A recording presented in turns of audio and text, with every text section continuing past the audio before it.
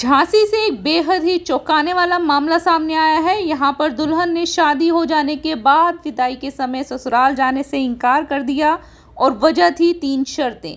3 ऐसी शर्तें जिनके पूरा होने पर ही वो ससुराल जाने को तैयार थी, लेकिन ससुराल पक्ष के लोग उन शर्तों को मानने को तैयार नहीं थे। क्या थी वो 3 शर्तें? पूरा मामला आपको समझाएंगे इस रिपोर्ट में। दरअसल मानवेंद्र नाम के इस युवक की 6 जून को शादी हुई थी।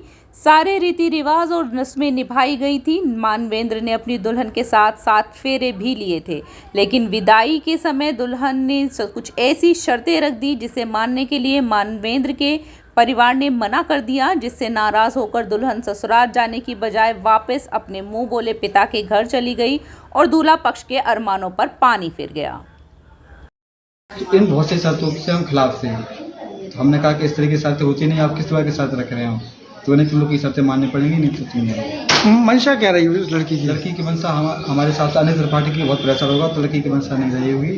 तो उसी प्रकार से लड़की जब रस्म होने के बाद लड़की चली गई। तुम कहते हो कि हम अच्छे हैं, वो कहते हैं कि नहीं, जो आम नहीं आम है वो कहते आम नहीं ही मिली है, तो मिली है। बस में तांत्रिक, आप तो कहीं तांत्रिक। हाँ, वो कुछ तांत्रिक तो करेंगे। ये मामला झांसी के बरुआ सागर का है। शादी बरुआ सागर के एक मैरिज हॉल में हुई थी, जहां दुल्हन अपने मुंह बोले पिता और छोटी बहन के साथ आई थी। ढोल नगाड़ों के साथ बारात भी मैरिज हॉल में पहुंची थी। टीका, जयमाला और 7 फेरों जैसी रस्में निभाई गई। फिर बारी आई विदाई की और दुल्हन के पिता ने दूल्हा पक्ष के सामने 3 अजीब शर्तें रखी। पहली शर्त ये कि दूल्हे के साथ दुल्हन का कोई वैवाहिक संबंध नहीं होगा। दूसरी शर्त, उसके मुंह बोले पिता कभी भी किसी भी समय बेरोक टोक घर आ जा सकते हैं। और तीसरी शर्त थी कि विदाई में दुल्हन की छोटी बहन भी साथ जाएगी।